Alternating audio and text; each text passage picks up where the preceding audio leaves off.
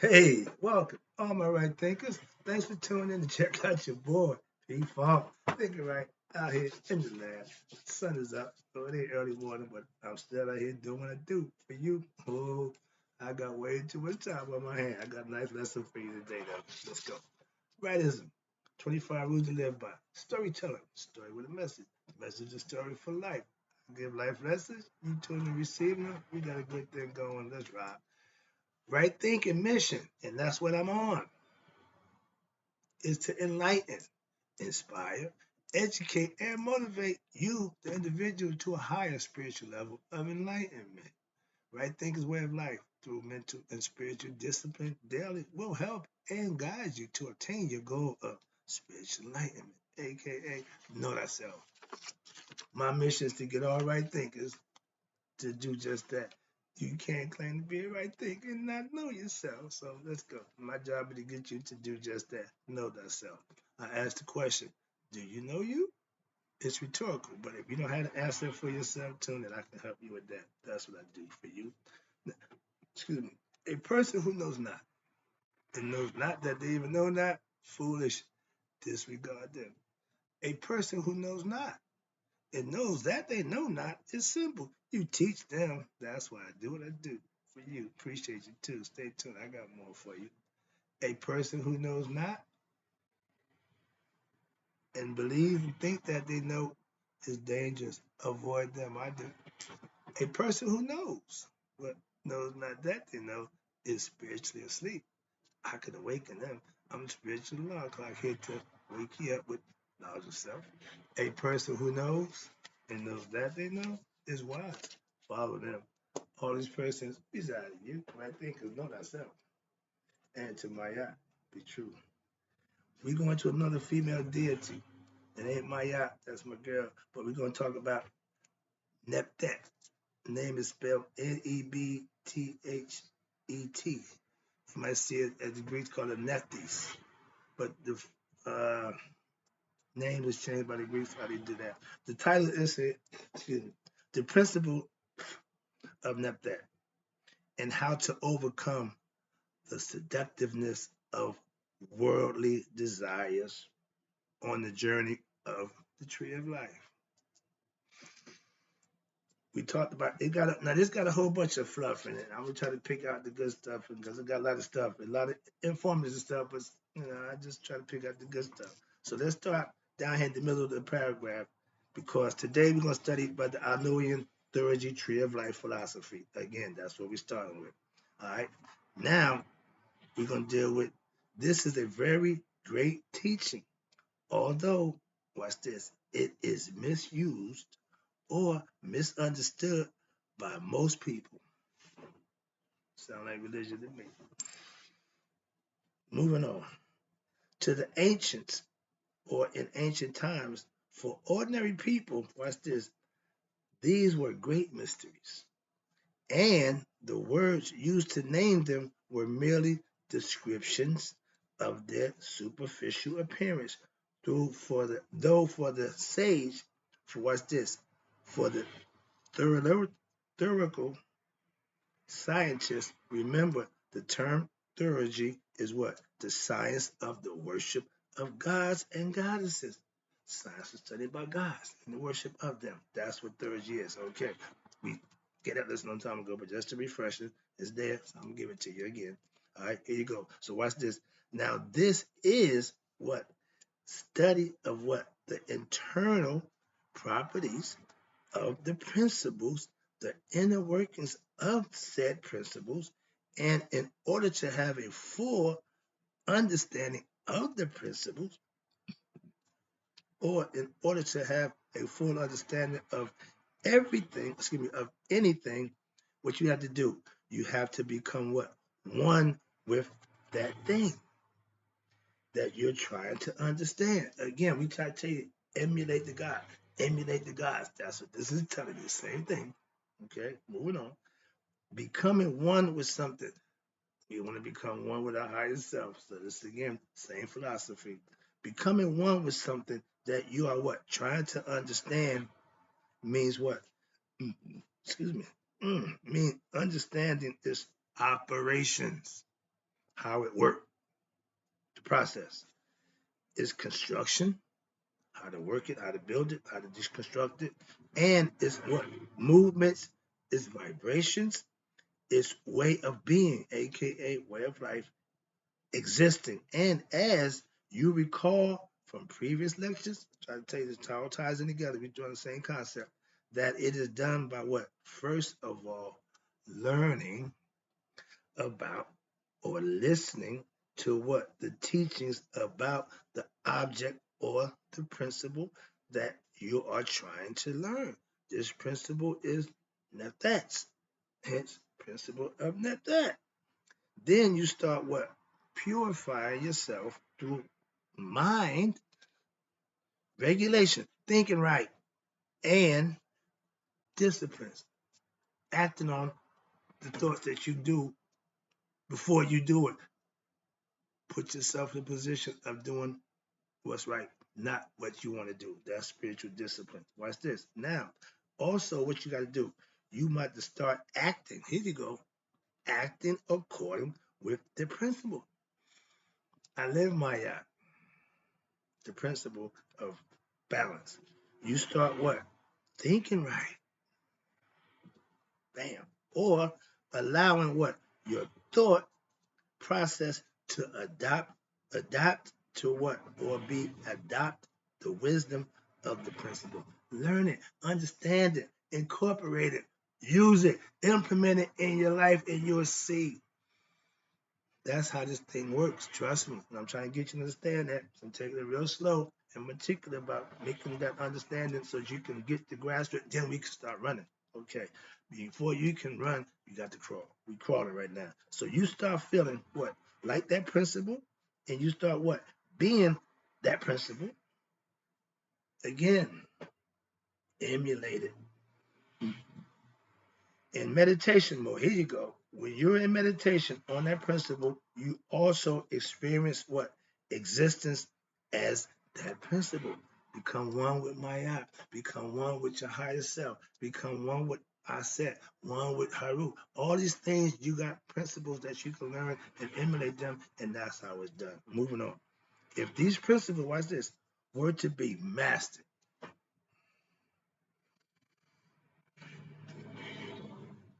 that meaning that they are fully discovered by you where internally. That means that you have attained the principle and transcended, transformed that principle. You are then moving further on the rungs of the tree or on the branches of the tree of life. Metaphorically, you got to learn each level as you go up to get to the next one. As a mason, you get 3 degrees. I was the master. I was dean of instruction. Before I gave you the first degree in the apprentice. I give you that. You have to take that, work on it, become it, formulate yourself, and then when it's time to get your next degree, the question is, have he shown suitable proficiency in the preceding degree? I can't give you something that you haven't earned. And if you didn't show proficiency, you can't move on. But some people just give it to them anyway. I see a lot of that going on. But my point was, if you ain't learning, I ain't giving you. Simple as that. So study has always been my thing. Now, as such, watch this. We have studied, again, God is intellect. He's a thought being. Once you manifest your understanding of him and your belief in him, it'll manifest for you and you'll understand what the experience for yourself. Now, as such, we have studied the basic principles of the tree, which are 10 in number, and we begin our study with a general look at the philosophy of what? The tree and the nether root of the tree. Lately, we have concentrated on what? The lower principles, starting from the bottom, working your way up. And the tree, which was I gave you Set and Haru. And we will come back to Haru. We took care of Set. Now we're dealing with Nebthet. So last time we studied the principle of Set and the Setanian nature, which is egoistic nature of life. Set is that principle which what? Disintegrates. That principle which chops up the soul. Remember, he cut the body up 14 pieces. That's what set does. It's a conceptual. Watch this. And as you may recall, a lot of the insight that comes from the tree of life can be derived from the Assyrian resurrection myth. It is like a mythological explanation of the principles of the tree of life. The Anuian theology gives us what? A basis for understanding the elementary creation netherworld that compose creation itself. And the Assyrian resurrection gives us what? The methodological insight into the nether that compose the human personality. These are all characters of you. That's what they tell you, man. This thing is killing me. Now, where we at? Remember, in the Assyrian myth, you recall the Assyrian myth, Set, as you recall, in the Assyrian myth, resurrection, murders his brother Asar. Another story, another lesson was the whole purpose of that. But here it says he mutilated him, meaning he chopped him up into 14 pieces. And recall that Asar is the reflection of Ra in the night, and therefore he is the son of the night, and the son of the night is what? The moon. So the sun can never be chopped up. It shines always, but the moon can be chopped up. Why? It wanes and goes up full, then it goes back up and down, called waning. It has phases. And so when it can be chopped up into what? 14 pieces, two times is a cycle. Ebb and flow. Excuse me. Man, what's going on here? Set, is the agent of the chopping up process. That's the ego. That's what it does. Destroys. Self-destructive. That's what it does. Remember. And conversely, Haru, this is all explained in the mythical scriptures. Then Haru is what? The one who is the redeemer. Haru we get another lesson. He and Aset and Nebthet and Apu put the pieces back together, and primarily those three people are set wisdom, not the Nebthet, which is nature, and Apu discernment. That's how you put it back together. Now, I set through Haru these principles, meaning aspiration joined with wisdom. Put together the pieces of the soul, which is Asar, okay, which is his father, which have been torn into pieces back together again. Asar becomes so caught in the afterlife. Another lesson there. When you are torn into pieces, watch this. It means what? That you are or have been disintegrated. Your consciousness, you becoming dull. Why? Because your ego, here you go, which is your concept of self, can be destroyed like anything else. You just got to control it. The idea is what? It disintegrates and you are susceptible to the realm of generation. You are not one of the universe. You're not one in the universe since you do not know yourself. Again, the ego don't know itself as one with all. You think of yourself as what? Separate and as an individual among other individuals. That is what the ignorant ego does to the soul. It hypnotizes and think it's just us, just me against the world. Ignorant. That's what they're telling you. Watch this. Now, the soul, which in reality one is one with the transcendental spirit, have no say so in the matter, but okay, watch this. That means you are susceptible to what? To the world of time and space and desires of the flesh. They call it carnal desires. Okay, the ego, that's what it wants. Time and space is what? Is the realm of generation, meaning male and female get together, we can create life. We still generate life through what? Coming together to make life. Generation, watch this, where things generate. Why? Because in the spiritual realm, there is no sex.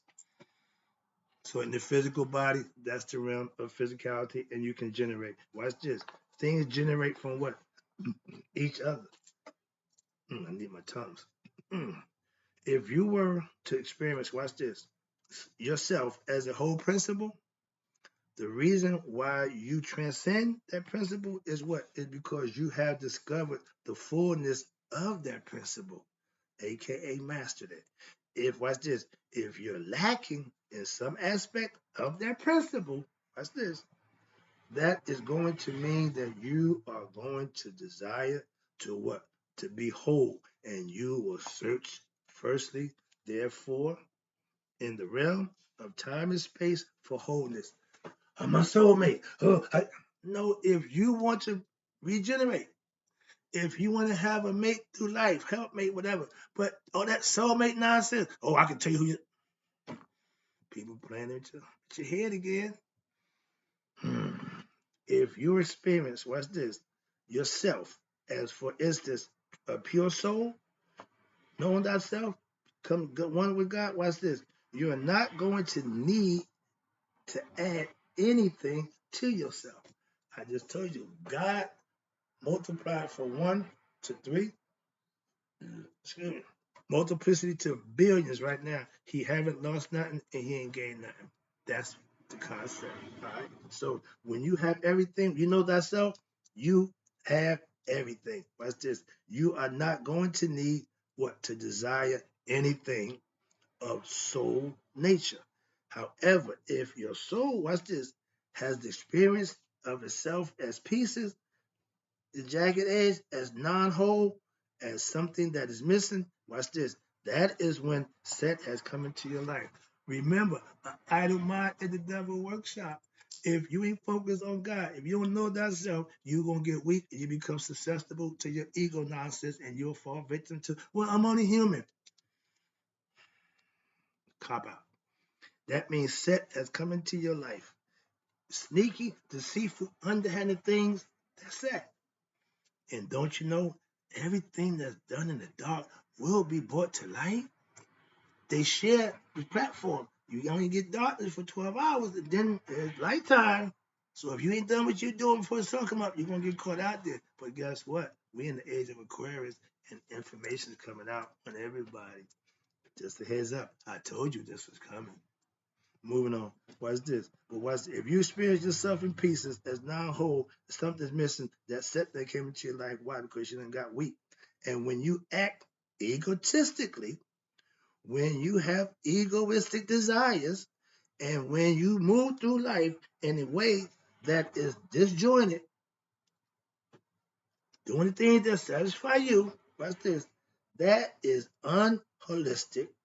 That is when what? Your conscious, spelled CONSCIENS, excuse me, your heart, your conscious guide, watch this, by egoistic thoughts and desires for wholeness, leads you to search hither and thither in the world of time and place for what? Fulfillment and satisfaction. To be happy. Get the new house, I'm happy. Get you the thing, I'm happy. Some money, I'm happy. That's temporary. Moving on, but that's the concept. Okay, I hope you follow. Now, the way to overcome this, there we go. Now we get into the right thing of everything. We get to my playground now. The way to overcome this problem is to what? Transform your desires of what? Wholeness from that which is illusory and cannot provide wholeness, which is not that, which is mortality, worldly things, objects, and people, to desire for truth and wisdom. That's Aset. That's right thing of philosophy. You want to raise from not that. That's what I'm trying to show you now. She's low on the rest. She's real low. Gotta get past her first. So that's where we at. Now, that's some fluff here. I ain't going to do that. But I might want to read this. Now, at a certain level, what a maturity is required on your spiritual path. You got to get better. You got to study and implement what you're learning and what's happened. It allows what? The personality to be sensitive to what? To words of wisdom. You hear I said now, your intuitive knowledge start to kick in. Why? You start being receptive. And when there is enough maturity, certain higher wisdoms will come to be desired by who? The personality that is the Aset principle. And then that Aset principle begins to what? Elevate what? Your consciousness. But we are not going to get into Aset principle today. That ain't what we talking about. There is another lecture another time. Today we just dealing with the principle of Nebthet. Here we go. Nebthet is a as we call one of the 5 divinities that goes to compose the human personality. You remember them? Now, there are 10 divinities. There are the first 5 above. Remember the cosmic, Ra, air, Ra the sun, Shu, air, tough, Nu, water, earth, Geb, heaven, Nu. Those are the 5 elements. The next 5 is Asar, Haru, Set, Isis, Asar, Aset, and then Nebthet. She's the final one born. She's the 5th one. So she's on the scale. Watch this. She represents nature. Here we go. The last 5 above, the first 5 below. The cosmic of the 5 worldly humans. If you will, watch this, your personalities. Recall that Geb and Nut gave birth to the 5 divinities. Okay, Nut is the mother of everybody, which is Asar. She's heaven. So our mother is really in heaven conceptually, but watch this. Now, Asar, Aset, Set, Nepthet, and Haru, Set, and watch this, Nepthet represent the first tier of the level. We're starting right here at the bottom. We done did Set, now we have Nepthet, the lowest tier. Why? We may recall it is the first rung on the ladder of the Kemetic tree of life. Nepthet represents the first level, okay? In the life of the Anuian theurgy, and every rung has what? 2 connections. So you have in the ladder, you have a male and a female principle. We discussed Set. I told you I gave a Set lesson previously, and now we're discussing Nepthet. And this completes the first level of the tree of life climbing process. Now may take place. Here we go. Nepthet is explained to be the counterpart to Set, although, watch this, when considering their principles, you should not understand them as being, listen, opposites in the sense of equal opposites, though they may be so in a sense, in that sense. If you got 2 things on the scale and they win, they both got to balance out. Why? That's equal opposites, male, female. Ain't no one no heavier. Equal opposites, different concepts, different things, but equal. I use the concept, you take a bag of money, bag of crap. 100 pounds, 100 pounds. Okay? Make your choice. But it's equal opposites. They're different, but they're equal. That's what you're trying to get to set the concept. Watch this. Now, if the opposite is good, you might say the opposite of good is bad. Or the opposite of up, is then down. The answer. These are, if you will, complementary opposites in a sense. They are equal again, but opposite and complementary. Like the yin and yang, they go together. Okay, male and female. Okay, but moving on, trying to get past that. Oh Lord. Okay, Haru and Set are complementary opposites. Why? Set and Nepthet are mated principles, if you will. They are counterparts, not complementary or opposites. They counterparts. Why? Set and Nepthet are said to be husband and wife, and yet they have what? No children. As it has been explained to you before, their union bears no fruit in the form of other divinities, as per the Anuian theurgy. However, we already know, introduced earlier, that and another divinity did bear offspring.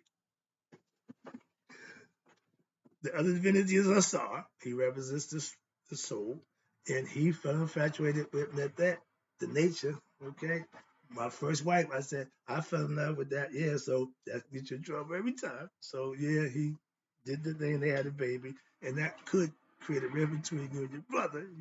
You can't make a baby. You come in and pregnant his wife. Another story. Let me get back to the lesson. Sorry, but it's a whole bunch of stuff going on there. Yeah, mythologically. That's all. Okay, here we go. First of all, relations. First of all, in relations, the principles of Nebthet, there are 2 basic issues that need to be discussed about her, and one is her name itself, which composed of 2 parts.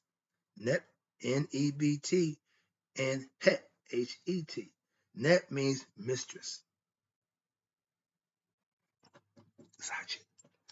No, I just said. If you got 2, one of them got to be the subject. All right, stop that.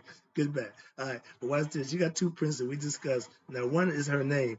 Net means the mistress or lordess, as in Lord. And Het, H-E-T, means house. Het Haru. Het Haru lives in his house. So Het, again, Nebthet means lady of the house. Now, To that effect, she is what? The lady, the mistress of the house. And what house are we talking about? Let's get that clear, all right?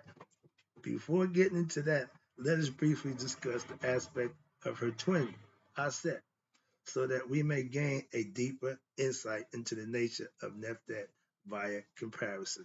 Aset is the twin sister of Nebthet, and they are said to be what?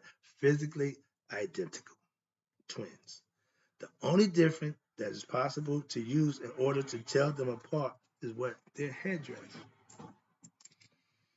Nebthet has a symbol of Neb, which is what? A house. The symbol for Het. And Aset, twin sister, has a symbol of a throne, which is a chair, where she makes the king. Okay, he is abode is the throne. Aset represents that, which means abode. So we can consider that Nebthet represents the totality of the house, which is a metaphor for what? The physical realm, the body. Okay. Aset represents the supreme abode of wisdom of the physical creation, in which is one place that rules the physical creation, the throne. So in essence, Nebthet represents duality and Aset represents non-duality. Aset is the goddess of the single point. Nebthet is the goddess of the multiple points in space. Nebthet is the goddess of what? Ever moving stars. And Aset is the goddess of the non-moving stars. So they have an understanding of who they are and what they represent. Watch this. Now, one of the hieroglyphics in terms of the goddess Nebthet is what? The symbol of a serpent or cobra, which the symbol of all. What I'm getting at here is, watch this, is the understanding of the complementary nature of Aset and Nebthet. This is going to play into discussion related to Aset and Asar. Nebthet is therefore what? The mistress, the ruler of the world, the material world, this world, right? Mortality. And we are thinking, watch this, of her here as the grossest aspect of what she is of the world, because you recall that we already have Geb and Nu, and they are the solar principles of the physical creation, heaven and earth. Okay, heaven and earth. Nebthet really represents what? The grossest principle of time and space, because she includes not just the gross elements, but also the gross mental thoughts and the worldly impressions of the mind. And from a human perspective, the grossest principles of time and space are the body conscious. The heart, spelled again, CON CIENCE. Idea, watch this. Idea of such as the physical body and the principle of what? Mortality. Concept that I am alive now. I was not alive before. And one day, guess what? I will die. That's the physical body. In fact, one of the definitions of her name is what? End of things. The meaning is something like that of the god Tem, in a sense that really means she is like a physical death, the culmination of physical life. Tem means the end of creation as a whole, the end of the whole day. When the sun go down, that represents Tem, end of the day. Not that when she go down, that's the end of life in the physical form. Okay, now at the end of creation, the cycle, and so on and so forth. And if that therefore also represents what? The end of physical life. This is a few pictures, but you see the twins. How about this? The Caduceus. See that right there? That's Nebthet and Isis going up the Caduceus, okay? They still use that as a medical sign. You see them right there? One with the headdress, two different headdress. They look the same, but together they actually one. The serpent, the two ladies. I'm about to hit that up right quick. Break that down for you as we go.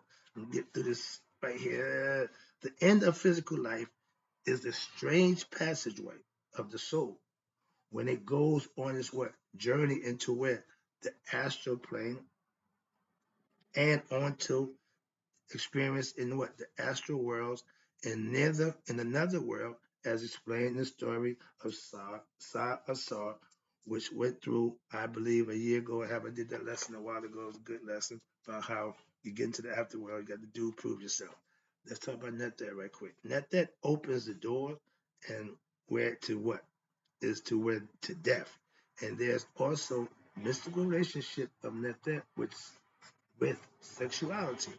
But a lot of people who study ancient Egyptian mythology don't realize it. In the Saurian resurrection myth, for those of you who recall the lecture series or have read the book, you know that one day Asar was sort of intoxicated, as they say, because he liked to have parties, and he was very jovial and personality, so he was a happy-go-lucky guy.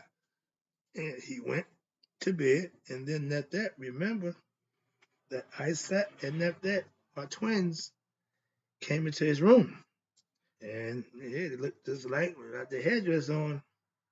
It's Isaac. So they did the wild thing, and he made love to her, and with Nebthet, they had a child. That was Apu. The concept is you take the spirit, you take mortality, put them together, the offspring would be this discernment. You take spirit with wisdom, the offspring will be Haru, an enlightened being. Aku, the enlightened one. Okay, that's the concept. So yeah, that's how Apu came into the world. And he's really Haru's big brother. Ah, that's too funny. Oh yeah, down here. So okay, here we go. Now, you recall that he said previously that Set and Nebthet had no children.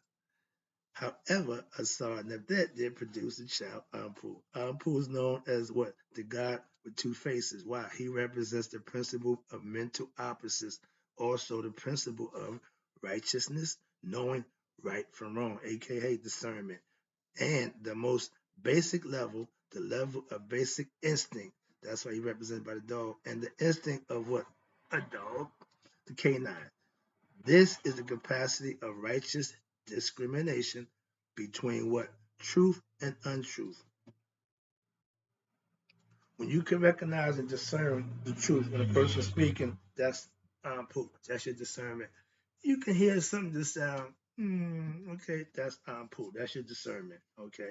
Also, watch this. He also serves as a divinity of what? Embalming. He was the embalmer. I told you before, doctors don't operate on their own patients, if I remember. He didn't care. He embalmed his father. That's what I do. Bring him in. I got him. All right. Embalming the dead body. And he also lead the soul to higher rungs of consciousness. He's the one, if you pass the scale of Mayat, he's going to take you and hand you over to Haru. Haru takes you to his dad. He also will be the one to take you to Ahmet. If that's where you got to go, you're going there too. So all that kicking, screaming, and trying to wiggle up, he don't care. He's going to take you wherever you got to go. I like that concept. He's just doing his job. So watch this. So through Nebthet, the soul gives rise to a higher capacity through what? Death. Why? Because what we are getting to here is that when you are studying Nebthet, it really means that you are studying what? Death. And that really signifies the death of what? Worldliness. The illusionary death of what? The search in the physical world for happiness and fulfillment based on your egoistic desires, the physical body. That's what ego. Moving beyond physical death occurs when what? When your sexual energy is cultivated and channeled into what? The death experience, which occurs in meditation. Meditation is actually a death experience. Why? This change represents an introverting of what? The movement of creation to a movement of dissolution. And this in the discipline of the serpent power, there are two serpentine forms of movement. Downward Nebthet, upward Aset. Aset and Nebthet are the goddesses of the serpent power. Do. Yeah, they do. And guess who's the backbone? Guess who they going up? Asar. I had a midnight lesson for that, but I ain't going. Oh Lord, let me get. Ooh, I didn't know read that deep. All right, I got a few more things to go, and I can wrap it up. Hope you got the lesson, understand about Nebthet. But you see, right here, get down here to the good part. Nebthet and Aset are goddesses. Okay, Nebthet, they call it Nephthys, depicted as the dual serpent goddess. You just saw the picture of them. One side, the Nebthet had the house on the head. In reality, manifestation of the one singular essence. You see them come together. They both got their hair gear on, so you can tell who is who. Okay. Nebthet and Aset are the goddess of what? Serpent power, aka Kundalini. They come together as one, okay? But they go at the serpent like this. In India, they call it Ainda and Pingala. Okay, same thing. But in this form, they are known as Nepti, Nebty, Nepti. It means two ladies and two serpents. Okay? The two serpent goddesses are one and the same, but operating oppositely. One serpent represents downward movement, Nebthet, the movement of creation, and the other represents upward movement, Aset, the movement of dissolution. If you are able to elevate your consciousness, become aware and raise your consciousness level to the transcendent of what your energy centers, Kundalini, energy spheres of the soul of Ra, the seven souls of Ra, that's what they call them. The chakras in India, they call them in yoga. You begin to what? Die to what? The world of time and space. The Nebthet aspect, which what includes the physical body, the physical nature, and mortality, finiteness, and fleetingness of the world. Everything is temporary. Everything is fleeting. Nothing lasts past this world. This allows you to what? Begin discerning, begin the discerning mind, and wait a minute, yeah, and as opposed, no, excuse me, this will allow you to begin to die to the world, yep, to the world of what? To the world, and to give birth to Anpu, aka right thinking consciousness within you. Hello. It's there. All you gotta do is bring it out. Watch this. Now, that righteous mind, the discerning mind, is what? Opposed to the mindless mind, the ego mind, that acts on what? Impulse based on its egoistic notions and desires. They keep warning you about your ego. They keep telling you about the ego, and you need to understand that, okay? It's important to have control over that thing. Now, Apu is an instinct of what? Ethics, hmm as opposed to instinct of ego, which is set based on ignorance that may be defined here as absence of knowledge, again, of what? The higher self. I say that all the time. The discerning mind is just like a dog, a canine being, which what? Which Apu is. It cuts off that which is what? Untrue. And it has clarified that which is true and follows that. Knowing who you following, follow for the right reason, understand what you're doing. If you're going to be a Christian, understand Christian theologies and concepts. That's all. Don't follow because it sounds good. Muslim. I want to be a Muslim because I want to be a Muslim. I want to wear a bow tie and sell bean pie. That ain't what Muslim's about. It's a religion. It's a faith that you can follow. And if you did it, it works to make you a better person. I don't have a problem with no religious concept when it's done correct. I told you at the beginning, a lot of it's misunderstood and mistaught. Sorry. Now, watch this. That kind of mind, okay, that kind of mind leads you to what? Higher consciousness, which you see. Haru. Haru's up here. Set's down there. And so, watch this. Through Nebthet, all that is possible. Why? Actually, Nebthet is an extremely important and necessary principle. Why? Because if you do not have that kind of depth to all illusionary stuff in the world, you will be running around horizontally. Or, okay, I call it buffer, but they say horizontal. Okay, horizontal this way. Okay. And watch this. Not downward or upward. In time and space, that means you're going nowhere indefinitely. And what happens? You'll never have any abiding vertical movement. You won't go this way. I raise you from the dead level, okay, from the horizontal to live perpendicular on the square. That means I'm raising you up to go that way. If you land flat out, you ain't going nowhere. That's dead. The dead level.